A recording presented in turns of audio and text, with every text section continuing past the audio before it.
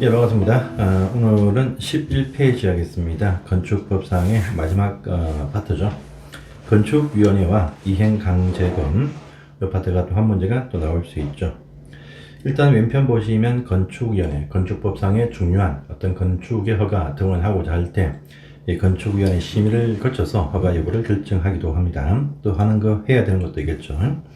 자, 그래서 건축위 보시면 중앙에 국토교통부의 중앙건축위가 있습니다. 또 두 번째 보시면은 지방, 시도, 시군구까지에서 각기 지방건축위원회를 둡니다. 이 중앙국토교통부 장관이 설치하는 것이고 70명까지의 위원이다. 또 지방은요, 그 시도 또는 시군구의 크기, 규모에 의해서 이제 25명에서 150명까지 이렇게 차등을 둬서 구성합니다. 실제적으로 건축에 대한 허가는 다 지방에서 하죠. 그래서 지방건축위가 더 중요합니다. 하는 업무의 범위, 요 대상일 때는 건축위원회 심의를 거쳐야 된다랍니다. 그래서 이 지방에서 건축 조례를 만들 때 또 변경할 때 그때 심의사항입니다. 또 소유너비 미달, 좁은 도로 옆에 강제로 발생하는 건축선 말고 시군구청장이 4m 범위 내에서 따로 건축선을 지정할 때 그때 보시면 심의를 거친다라고 합니다. 자, 또 다중이용 건축물과 준다중이용 건축물이 나옵니다. 그런데 여기서 주의점이 있습니다. 다중이용 건물과 특수구조 건축물인데 준다중이용 건축물은 심의 대상이 아니다 라는 부분을 체크하십니다. 그래서 두 문자 외우실 때 조건 다특이다 이렇게 저는 외우는데 이렇게 다 외워놓으시면 요루한 건물들은 심의를 거쳐서 허가 여부를 결정한다. 이것 말고도 각기 건축법 규정에 보시면 건축위원회 심의가 필요한 사항이 많이 있습니다. 하지만 요 법 조항에서 건축의 심의사항으로 명문에 갖다 놓은 것은 요 네 가지가 있다 이렇게 하시면 되겠습니다. 또 다른 법령에서 규정하거나 조례에서 정하면 심의를 거친다고 합니다. 효과를 보시면 건축의 심의를 거치면 보통요 별 문제 없으면 그냥 심의 통과됐지만 조건부 심의를 하는 경우도 많이 있습니다. 조건을 반영해서 또 설계를 변경을 해서 다시 또 허가 신청을 해야 됩니다. 그래서 심의 결과를 통지받으면 심의 결과에 따르는 각종 어떤 설계 준비해서 이제 건축 허가 신청을 해야 됩니다. 2년 시간 줍니다. 하지 못하면 효력이 없어진다라고 합니다. 또 실제 보시면 전체가 다 모이지 못합니다. 그래서 실제 보시면 분야별로 전문가가 참 많습니다. 무슨 환경 분야, 교통 분야, 미관 분야 참 많습니다. 참 많은 이제 분야별 전문 심사를 합니다. 근데 딴 건 알 필요 없고 건축 분쟁에 관한 사항 이거하고 건축 민원 사항 이 두 가지가 중요하죠. 건축 분쟁 전문의는 중앙에 설치합니다. 또 건축 민원 전문의는 지방에 설치한다. 이걸 체크하시고요. 그 밑에 보시면 건축 분쟁 전문의와 건축 민원 전문의가 나옵니다. 건축 분쟁 전문의는 중앙 건축위원회만 두는데 이 업무편을 보십니다. 어떤 업무를 하느냐 하면 관, 기, 주 이렇게 해서 먼저 두 번째를 따보십니다. 건축 관계자이 많겠죠. 건축주, 설계자, 감리자 등입니다. 또 기술자, 전기, 승강기 많겠죠. 주민들 A도 있고 B도 있고 C도 있습니다. 그래서 관계자들 내부에서의 분쟁, 기술자들 내부에서의 분쟁, 전기와 승강기가 싸운다 이런 경우 나올 수 있습니다. 또 A와 B가 싸운다 나올 수 있습니다. 자, 또 관계자와 기술자, 관계자와 주민들, 또 주민과 기술자 이렇게 앞뒤 좌우에 각종 분쟁 사항을 다 들고 와서 심의 요청하면 분쟁 심사를 청구할 수 있습니다. 자, 그 관기주. 그런데 주의점이 있습니다. 건축의 허가권자, 시도나 시군구청장 등과의 분쟁. 요 사건은 아닙니다. 요 사건은요, 그 행정쟁송, 행정심판이나 행정소송 등으로 가야 됩니다. 그래서 이 건축 허가권자와의 분쟁은 건축 분쟁 사항이 아니다. 이걸 체크하십니다. 자, 그러면 신청할 때 이렇게 합니다. 두 가지입니다. 조정 신청을 할 수 있고 재정 신청할 수 있어요. 조정은 양자 간의 의견을 절충하자 이런 식의 의미고 재정은 재판처럼 결정을 해줍니다. 그래서 위원 보시면 조정은 3명, 재정은 5명인데 이 재정은 재판처럼 판단하기 때문에 판사, 검사, 변호사 출신 경력자가 1명이 포함되어야 됩니다. 자, 신청할 때 보시면 조정 신청은 당사자 누구라 1명 이상이 신청할 수 있다. 그런데 재정은 재판처럼 결정하는 사항 요것은 당사자가 협의가 되어야 신청 가능하다. 라고 하는 부분도 기억하시고요. 신청하면 결과를 제출해야 됩니다. 신청하면 조정은 60일, 제정은 120일 안에 처리 결과를 통보를 해야 됩니다. 조정은 조정안을 제시하고 요 제정은 제정서 정본을 송달한다랍니다. 그러면은 당사자는요 조정에 대해서 15일 안에 수락한다 만다 여부를 통보를 해야 됩니다. 이때 수락한다라고 오케이 통보를 했으면 당자 모두가 그러면 재판상 화해가 된 걸로 간주한다. 합의가 아닙니다.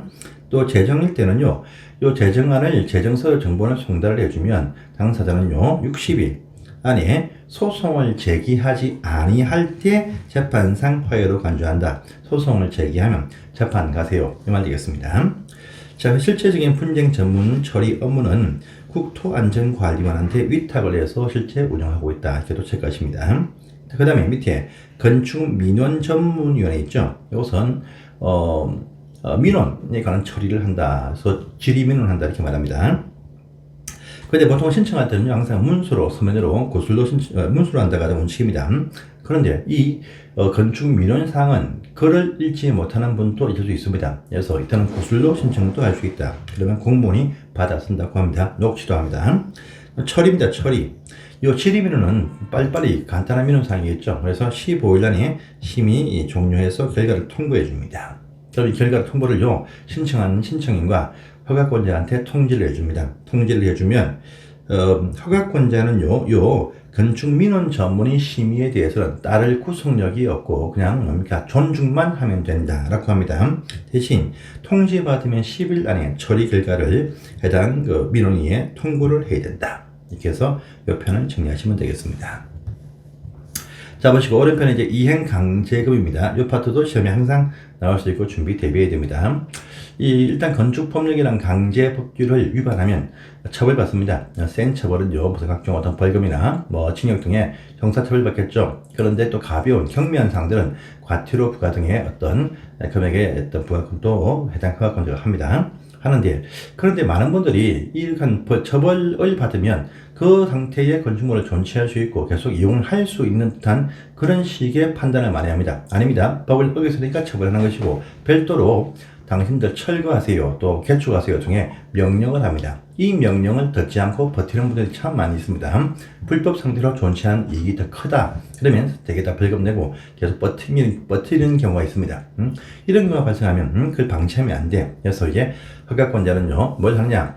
자, 당신들 시정 명령인데 안 들어. 그러면 두 번째 좋다. 그러면 언제까지 한 번 더 이행기간 준다. 요 이행기간 안에 이행하지 아니한다면 이행할 때까지 우리 명령을 들을 때까지 계속적으로 벌금 비슷한 금액을 징수한다. 이렇게 말합니다. 그게 뭐냐면 이행강제금인데 이것은 벌금도 아니고 과태료도 아니고 별도의 어떤 부가 법의 정의를 실천하기 위해서 계속 압박을 넣는 일종의 과징금 형태다 보면 됩니다. 그래서 처벌 조항은 아닙니다. 당신들이 이 불법적인 사항들을 계속 유지할 동안은 계속 돈 내라 이거죠.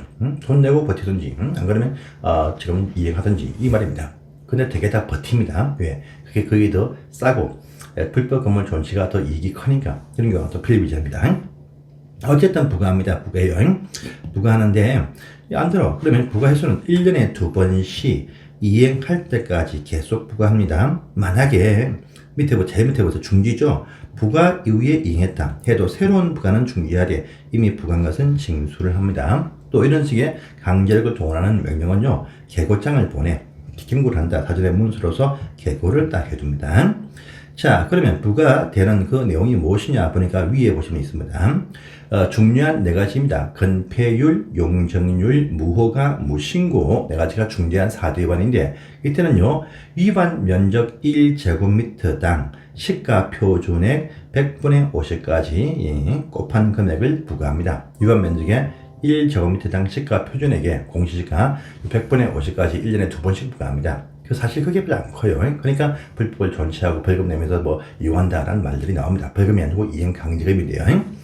기타 위반 사항들은 시가 표준액의 100분의 10% 금액을 1년에 2번씩 부과한다. 이렇게 하시면 되겠습니다. 근데 요 부과 기준 가운데에서도 실제 부과 비율이 틀립니다.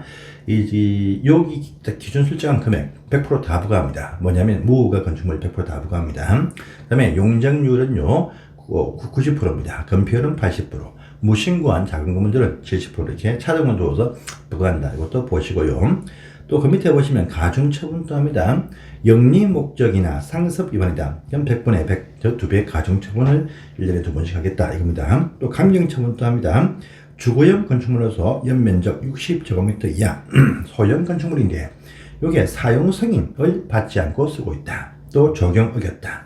높이 제한 위반했다. 할 때는요 2분의 1까지 감경해서 1년에 2번씩 부과하겠다. 이렇게 말합니다. 이렇게 바로 이행강제입니다. 이것이 건축법의 마지막 사항이다. 이렇게 하시고 이 파트도 한 문제가 항상 나올 수 있으니까 이 정도만 딱 대비해 주시면 아무런 문제 없습니다. 자 이제 다음 시간에 뵙겠습니다. 감사합니다.